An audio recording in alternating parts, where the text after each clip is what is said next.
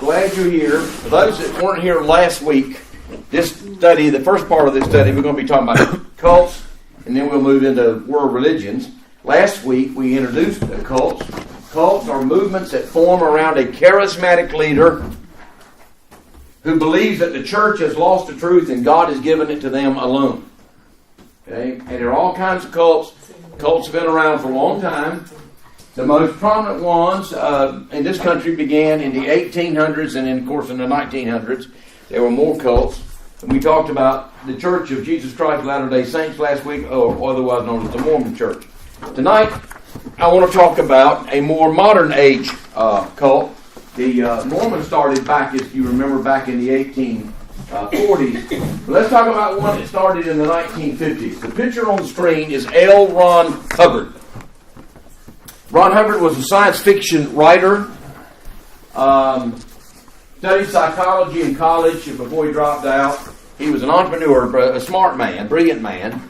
And what he did is he wrote a book called Dianetics. Barbara, can you pop that picture up to me? Dianetics.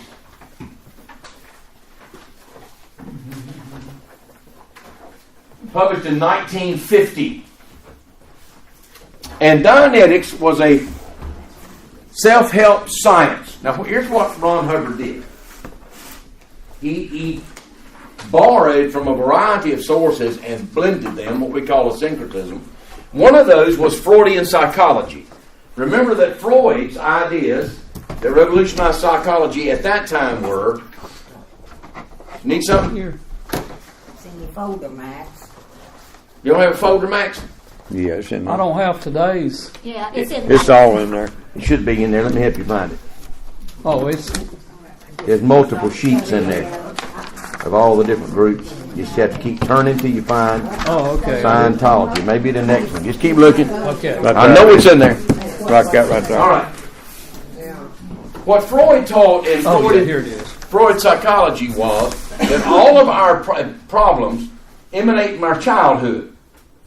And so his notion of psychotherapy, a science he developed, was to get people to go back to their childhood and find where those problems were and let go of the past and help them move from it. That science today has been greatly displaced because you can spend a long time messing around in people's childhood and they never get better. Okay?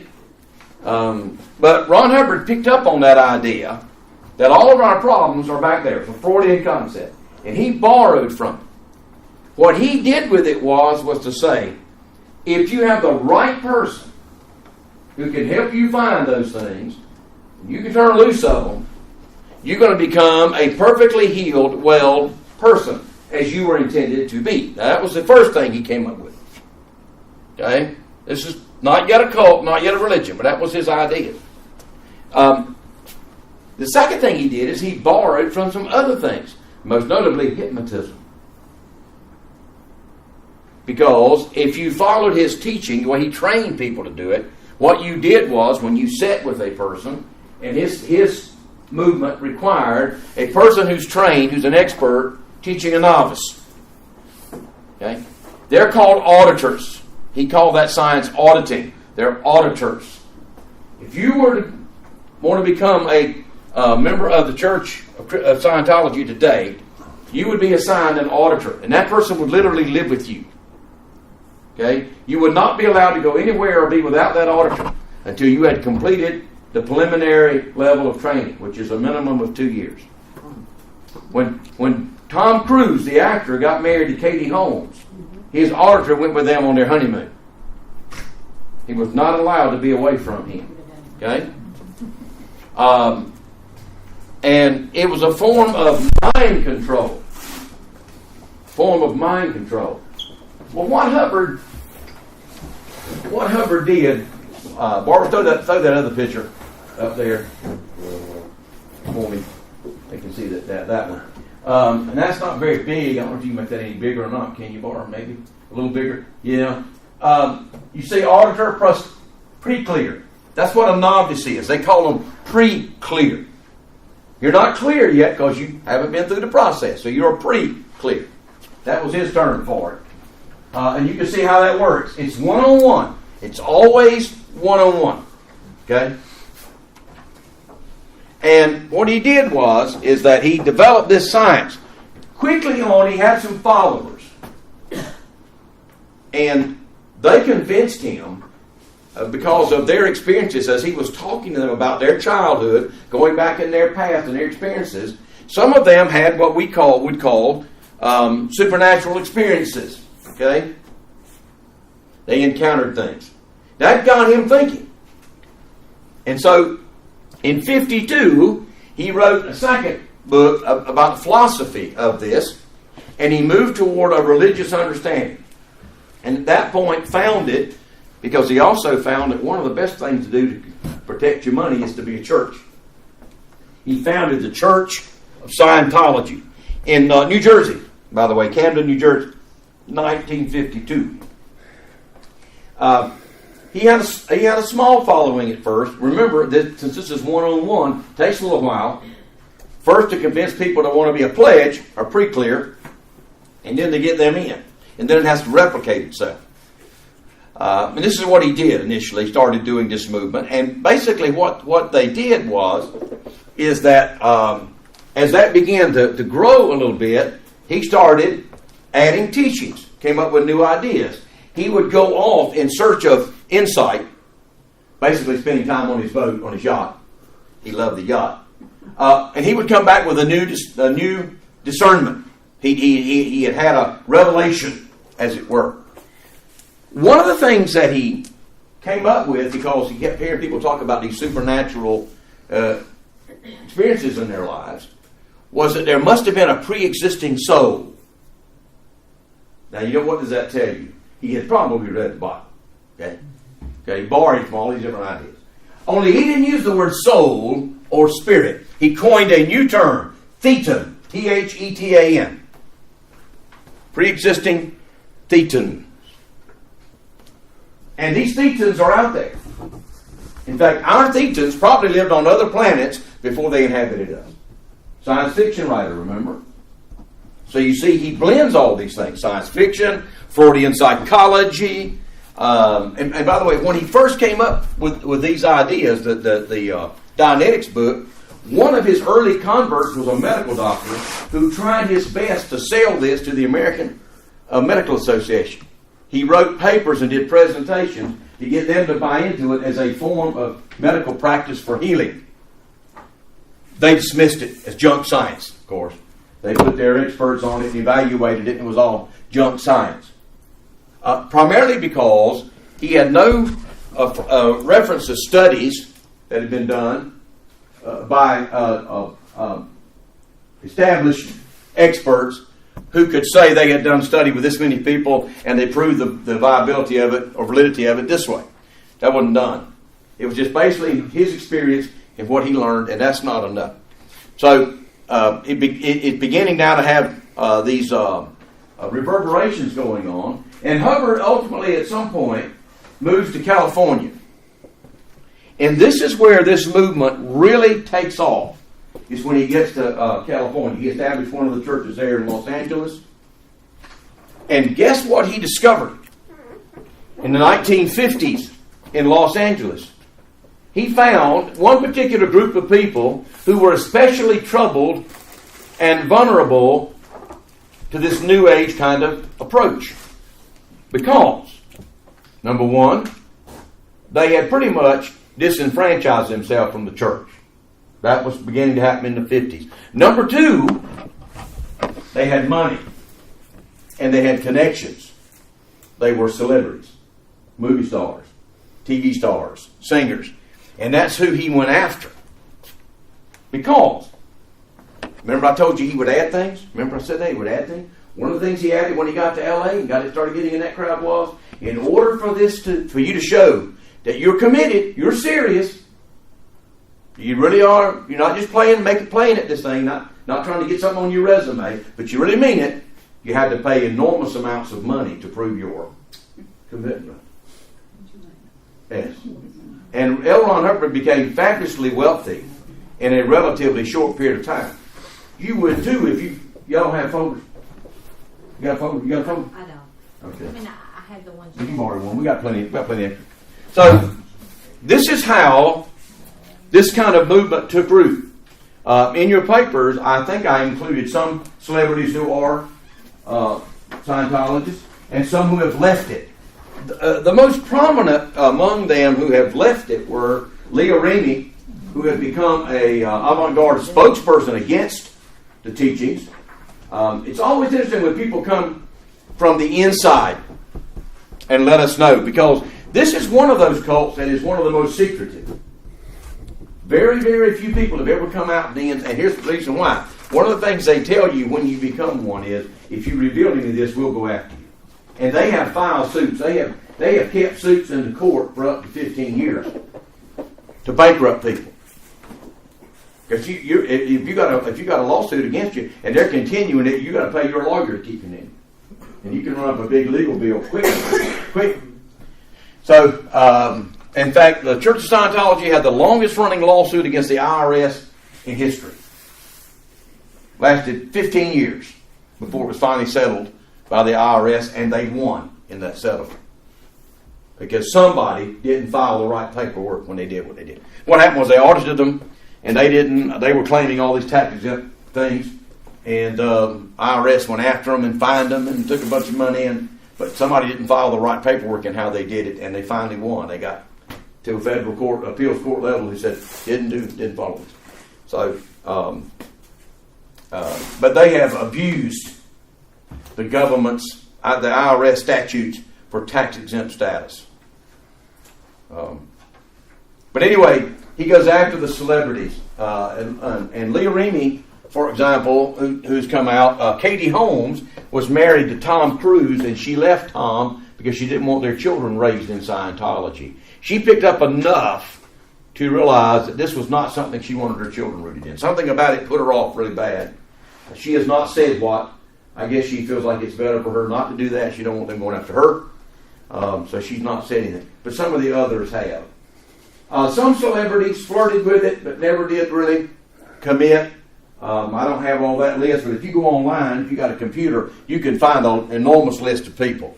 Athletes, movie stars, singers, and others, celebrities of all sorts, who have been a part of it. Okay? And the way they sell it to celebrities is that there's something missing in your life that celebrity status has not fulfilled, and this is the place you're going to find it.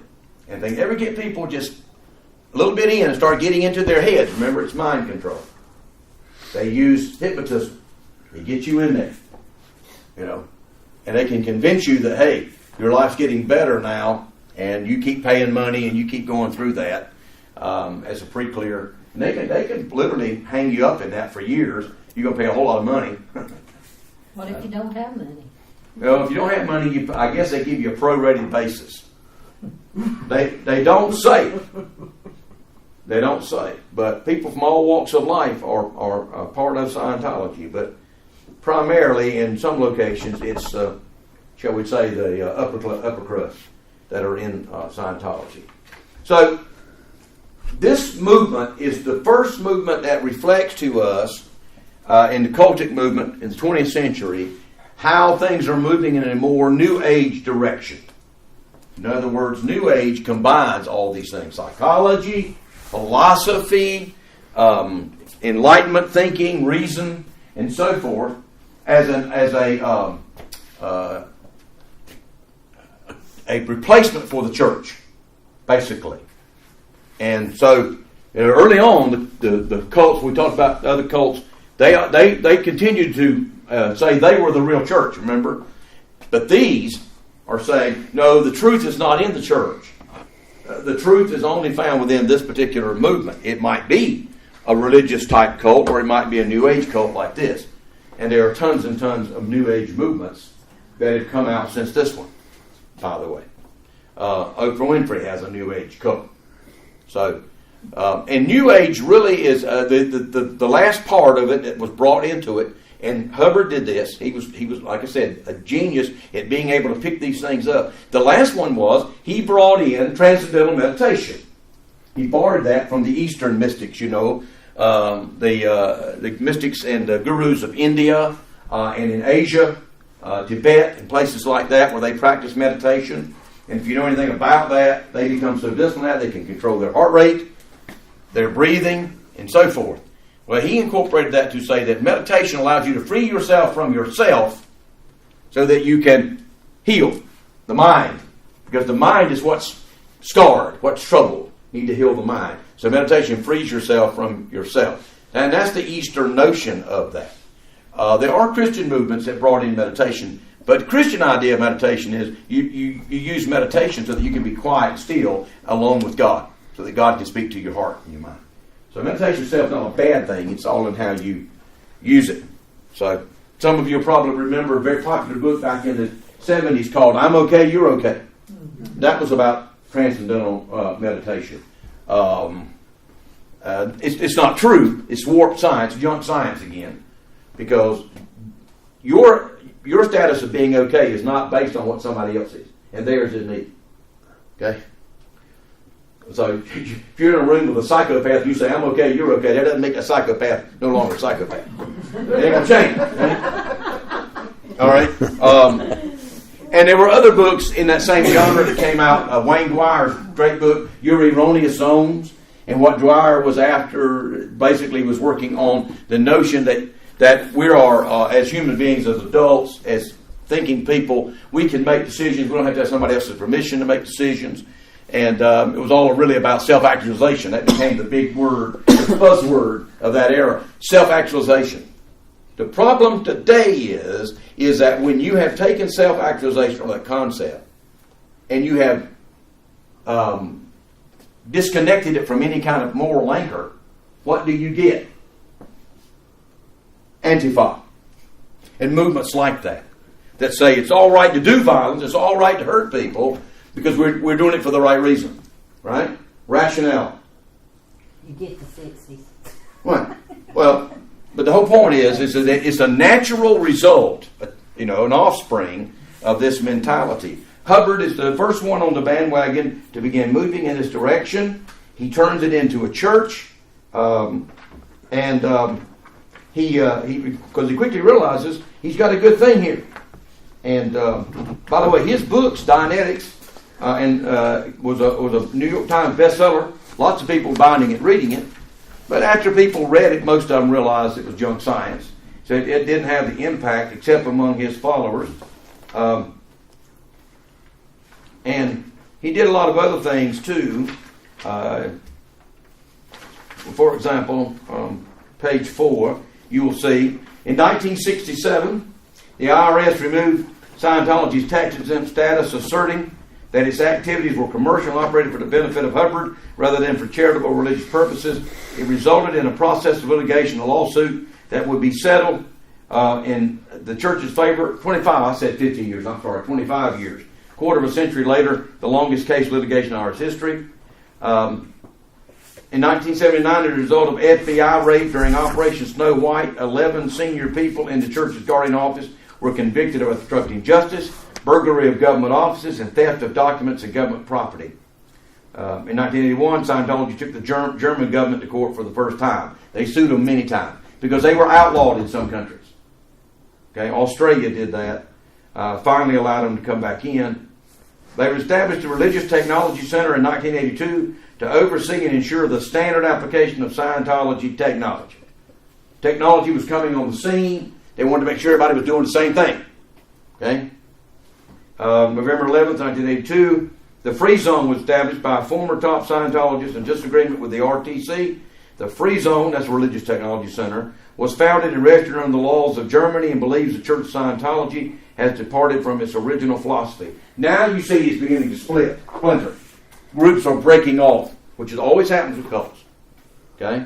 30 years. The normal average for that to begin to happen is somewhere around 20 to 30 years. It took about 30 years. 52 to 82, right? 30 years. All right?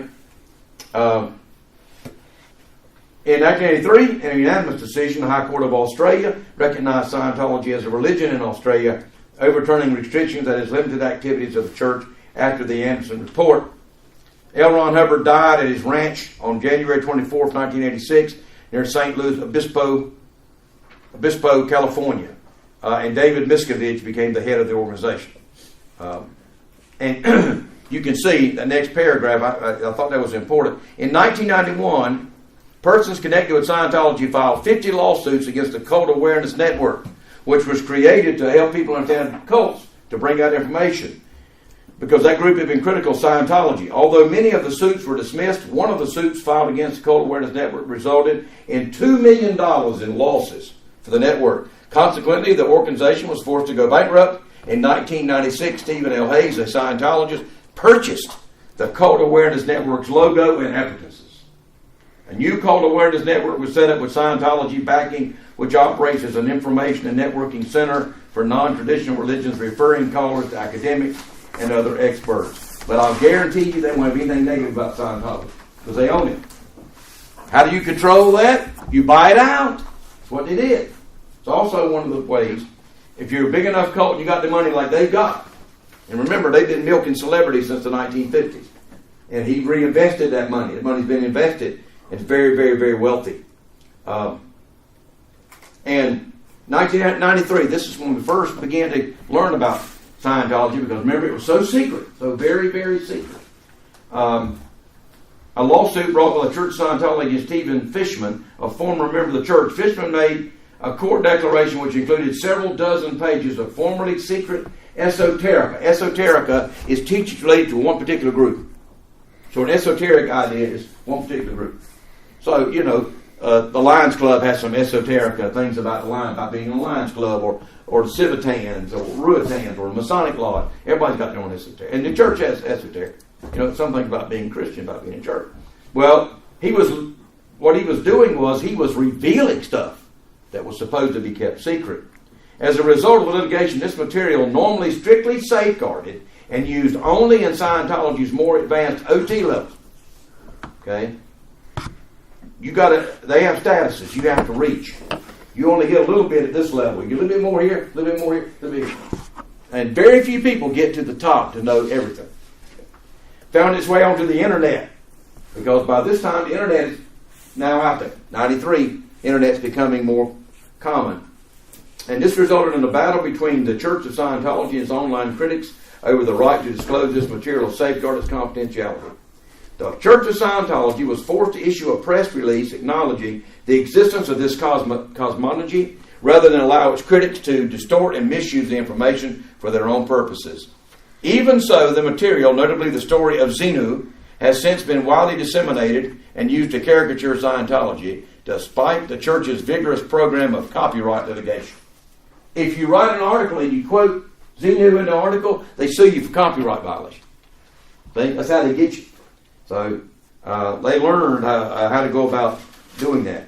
And you can do more research and understand more about these things and how we added to it. And you should, if you want to know more about it, do that, and you'll learn more about it. But Hubbard was a genius, like I said, who basically was smart enough to be able to take things from a variety of categories, blend them into one, okay, and come up with the first New Age cult, and it's extravagant. It would not have gotten to the size it's gotten had he not recognized the vulnerability of the celebrities in the 1950s. What was beginning to happen in the 1950s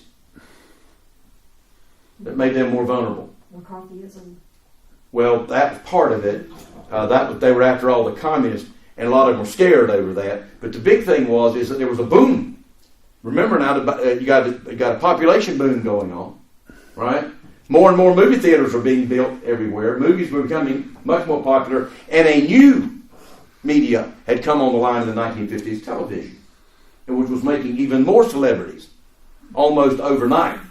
A television program took a very short time in 1960 to take a wonderful storytelling boy from Mount Airy, North Carolina, and turn him into a national celebrity, Andy Griffith. And it did that to a lot of people very, very, very quickly. In fact, a lot of them will tell you that they were shocked at how fast you actually become a celebrity. Barbara Walters used to do those interviews with celebrities. She was interviewing, one of the few interviews he ever did. She did an interview with Robert Redford, the actor. And she asked him, she said, "When did you realize you were famous?"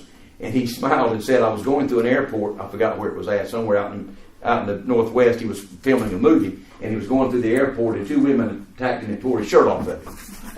And he said, that's the first time I realized what it meant to be famous. He became a recluse. He did not do interviews. He did not do media. It was not available, not accessible. Tom Selleck does the same thing, by the way. He does not do interviews. Very few, once in a while. And the reason he did his last interview he did was because he was launching that new TV show, Blue Bloods, that he stars in. But he lives on an avocado ranch with his wife and family, and hey, not accessible because he won't live in Hollywood. Most of them, a lot of the stars won't live there anymore. No place to live.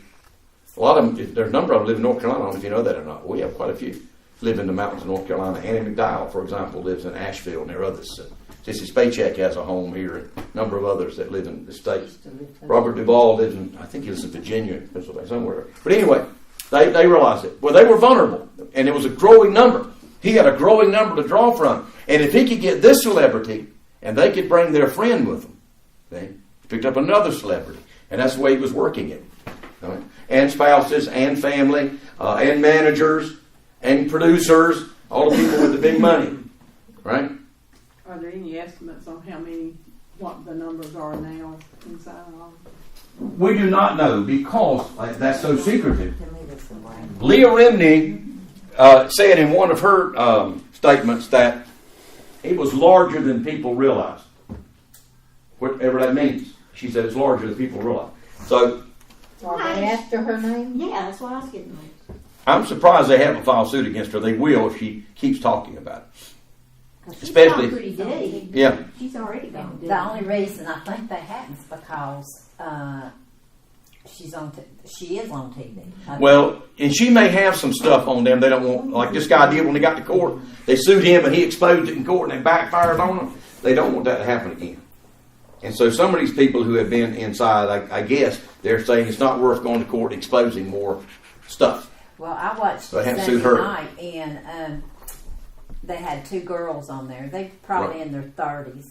Yeah. And both of them were born into Scientology. Right. And both of them had been molested Yes.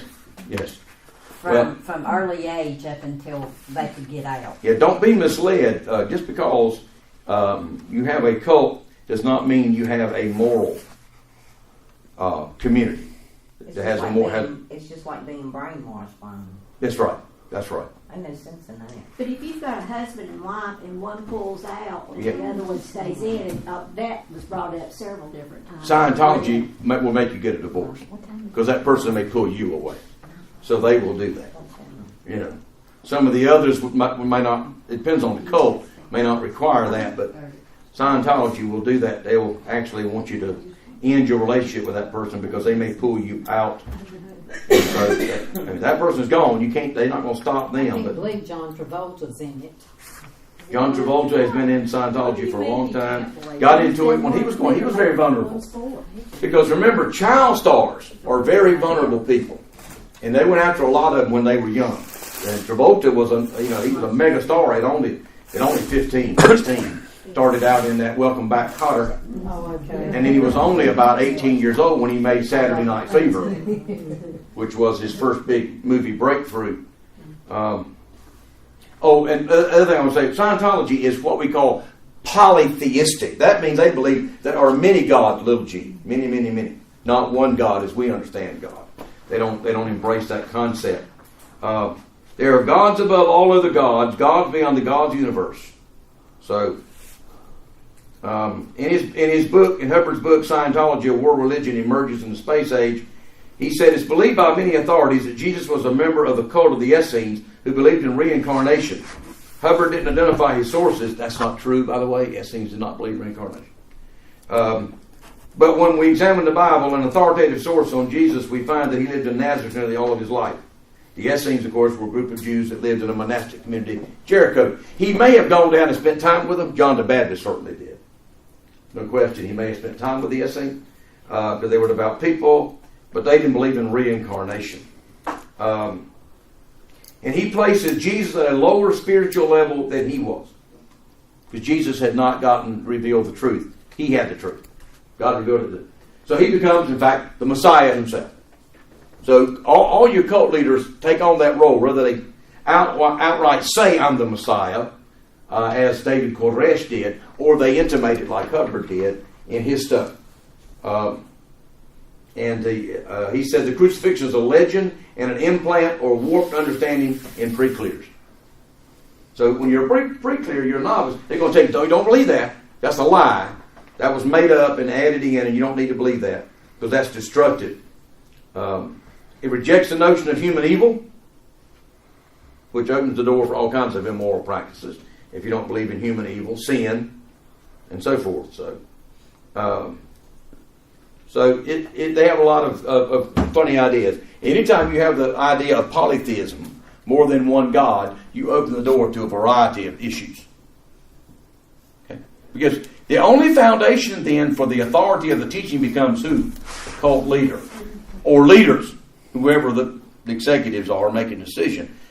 There's no biblical source, no Bible, no church tradition, only the ideas of one individual or a small group of individuals in consort with that person who are making up these ideas. And as we saw, of course, with the Church of Jesus Christ Latter-day Saint with Mormons, it was very easy for that reason then that things were done, added as they went along, like polygamy, being able to marry more than one woman, by making the excuse that women couldn't go to heaven unless they were married, and there were more women than there were men. So how do you solve that? Multiple marriages. Okay? So... Wow. Okay. So, and they split, as you remember, they split in the 1880s, 50 years after they started, because the mother church in Salt Lake City outlawed polygamy. Because the government was about to outlaw it, and they wanted to get ahead of the government, look good. But there were some fringe groups that said, no, we don't want to give that up. So they pulled out, and they're still calling themselves Mormons, Jesus Christ Latter-day Saints. However, they are fringe groups. And some of them have been exposed. They've been on television. A few of the polygamists have been arrested, charged, primarily because some of their wives were underage. In their philosophy, a woman is a woman at 12, so they can get married at 12. Oh my God. And so some of them had wives as young as 12. So that's, in many states, that's under the age of consent, therefore statutory. So, but that's how that happens when you have these kind of movements. But Hubbard, what sets him apart is, uniquely, remember, is that he is able to, because this is an age in which science is becoming big now. We've got the atomic bomb, and we got these people talking about going into outer space. People thought that everybody lost their mind when John F. Kennedy said we're going to go to the moon. Remember? Mm-hmm. How many of you remember that July when we watched Neil Armstrong walk on the moon? Yeah. I know some people still don't believe that. We had a man in Sanford County that was convinced that moonwalk was in the desert in Arizona. Never happened. He said, you blow up that picture of Neil Armstrong, you can see the power lines in the background. So, but because it's hard for some people to accept that we can actually do that and come back safely, of course. But it was the whole age of things was exploding at that point, and things were changing. There was a group of scientists who were working on this gigantic machine. This church would not hold that machine that they worked on in Texas for a company called International Business Machines, IBM. And that machine was called a computer. And the very first one was absolutely huge. Considering what it was then and now what it is today. So that was coming of age. As we said, other things were happening, and it was amazing how fast, once we started that ball rolling, technology was able to pick up. And each decade it seemed to go a little faster. Things happened in the 60s. Technology began to change. And then in the 70s, technology began to change. And we saw how that can happen. So I was sitting with Miss Helen Laughlin today. She's 103. And I was just thinking about all the changes she's seen in her lifetime. Can you imagine what she's seen in her lifetime? So, yep. And I remember when we was little, our grandfather would tell us that we wouldn't mount to a hill of beans. Yeah. Yep. Mm-hmm. Absolutely. And some didn't. Right. Some of us hadn't. Yeah. And and one example of how that technology in the old days, if you went to the country store, the drinks were in cold water. Y'all remember those things? Oh yeah. Yeah. And then they come up with a machine you could put a coin in. The first Coke machine, you put a coin in, and the Coke came out. Yeah. In fact, there's one of those old machines over at Hendrick's Barbecue in Spencer. They've got one in there. It's the one that you put the coin in and flip the handle like that. And the 6-ounce Cokes were all they ever had them. Actually, And later they came out with the one where you had to pull them out. Remember that? Yeah. yeah. Do what? Actually, there's one, a flat box where you put your money in. You had to slide it across. Oh, it, yeah. and then get it out. I remember that. I remember one Out of to those. the water. What would really make you mad if your money got stuck in there Yeah. and you didn't get one. Right. Oh well. Oh, yeah. And I remember... Oh, okay. I remember they put in a new Coke machine at the Shell station in my hometown, and when the first generation of those things, people would put a washer Yeah. on a string and put it in, get a drink, and pull it back out. So they had to keep improving the technology to cut off the I did not do it. I've seen it done. Cut off the threads. Promise you I didn't do it. I would have if I could have got by with it. But in my hometown, like Denton, if you did anything, your parents knew about it when you got home. Yeah. And one of the things my father would kill you over was stealing. That would have been stealing in his book. You could hit bump the machine, maybe get an extra one You too. could do that, yeah. Why would you want to wash your bag? So you can do it again. Use it again. Washers wasn't real plentiful. Yeah. So technology over time improves and changes now. So and we're on the verge of new technologies that are coming out that are mind-boggling today. Well, Scientology was an attempt to blend all those things. At first, in what he called a scientific approach, but later became a philosophically religious approach, blending science, psychology, all these things together, and you can see the result of it today. Are their lives better? Are they more moral people? Are they really serving God? Are they making a difference in the world? Well, obviously not. We don't see any evidence of it. They don't do missions. They're not out there doing anything. They may personally give some money to a worthwhile cause, but I mean as a church movement, as a cult movement, they're not doing anything. Because it was all about L. Ron Hubbard. Okay? And that's usually the way cults work. They're all about the person or persons that are in charge of it. Good. Any other questions about Scientology? So they studied his book. Yes. Yeah, that's the first thing you do as a pre-clear. You are required to read Dianetics and all of his writings. There's a whole series of books, writings. You read, but the auditor explains them to you. Not what you think you read, it's what that person tells you that you read, what it means. Part of the process. They audit that. Because you read it in stages. They give you so much to read at a time. And then they tell you what it means. The auditor. So for that 2 years that that auditor lives with you, they pretty much do your thinking for you. Yeah, exactly right. That's exactly right. You're not going to think go yourself. anywhere by yourself. No, you can't go without them anywhere. And you certainly would not be allowed. I mean, for example, while you're under that auditor, you couldn't go to a friend's funeral unless the auditor went with you. Make sure you didn't misunderstand what was going on there. This is all a superstition. You know, it's just to help the family feel better. That's what the auditor would tell them.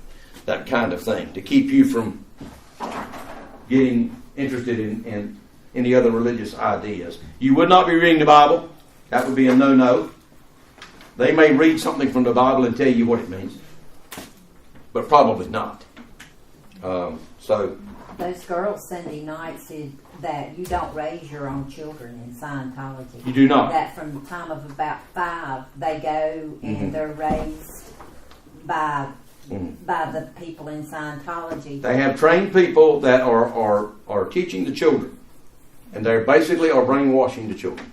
And this is what they said, you know, the ones that's not got a lot of money, they're more service. And she said we worked. They didn't have school, they worked. That's right. And they did more service oriented, like kept the camps or whatever going, the buildings. In other words, that's like a slave. Can't the government do something? No, it's a religion. Government's not going to step in. Unless they commit some kind of crime. Like, you know, the IRS stepped in and got them. And what happened? They sued him and beat the IRS in court. Because somebody at the IRS didn't file the right paperwork. That's why they lost that suit. And if you leave, you can't take your children. You can't take your children if you leave. If they decide, if they don't want to go, they stay. And if the husband wants to leave and the wife don't, and you can't ever have anything else to do with them. Now, you are cut off from them. Exactly. Exactly. So I don't know if that's the case with Cruz. I'm sure he has contact with his children, but they're not. She's not going to let them go. She's got custody. She's not going to let them go be indoctrinated, and that's what it is: indoctrination. Indoctrination is the process of convincing people what to believe, not why, but what they believe. Okay, that's indoctrination. In the Christian church, we have always taken the approach that we do not indoctrinate. That's a mistake. What we do is that we invite people to be educated, to learn, think for themselves, what we call theological inquiry. You study it for yourself. While Mr. Wesley set up classes, bands, and societies in the early Methodist movement so people could learn that for themselves. Now, obviously, you may not understand everything, so that's why they studied it together. And, had a pastor or a leader to help understand and answer things. And Mr. Wesley wrote some commentaries and things to help. But the primary notion is that we don't just take something because somebody said it. We want to understand it. And so, because we want to know why we believe it, not just what we believe, but why we believe it. And that's what sets it apart. Go back and study the teachings of Jesus and Paul. One of the things they did was that they were showing why you believe these things. Why? So, and the apostles did that, and the early church fathers did that exactly. You go back and read their writings, and we've always taken that approach. The notion of indoctrination in terms of the Christian movement became really big in the Puritan movement, because they wanted everybody to think alike, because they were trying to build the city of God, and it ain't going to happen if everybody don't think alike, And even they split. You had separatists, non-separatists, and so forth. And then again in the 20th century, with the rise of liberalism, which was the early part of the 20th century, the reactions over against that was the fundamentalist movement. And there wasn't anything wrong with the fundamentalist movement per se. The problem is that many people were scared. If we let people think for themselves, they won't agree with us. And so they began indoctrinating people. And the way you can find that out is you ask somebody who comes from a fundamentalist tradition, why do you believe that? And oftentimes they can't tell you why. Or they'll say something like this, because that's what the Bible says, or that's what the minister said. But the Bible also says this, and that it becomes very confusing.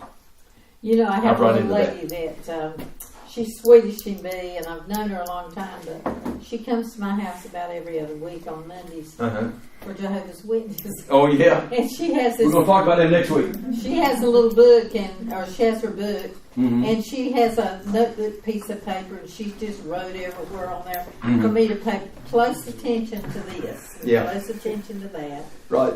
And I think, okay, she says, now you do that. And I say, okay. I take it in the house, and I put it on the table, and then I throw it in the garbage. But she worked so hard on it. Yeah. Yeah. You ask her, go to the end of Matthew's Gospel and ask her, when it says right there in Matthew, make my Bible here, I'll tell you. Yeah. But she does. I mean, rain, snow, or whatever. She's out there, and she's... Matthew 28.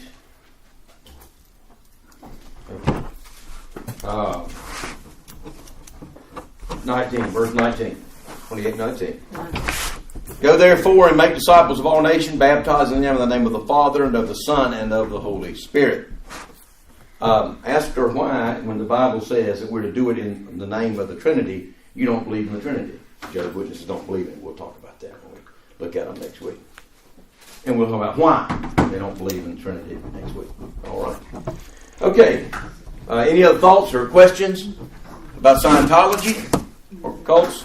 Next week we'll look at Jehovah's Witnesses, and then we'll get Mary Baker Eddy and Christian Science the week after, and then we're going to start looking at the world religions. We're going to be getting into Islam pretty soon, and Buddhism and some of the others. We'll talk about Judaism and so forth. We're going to cover all those.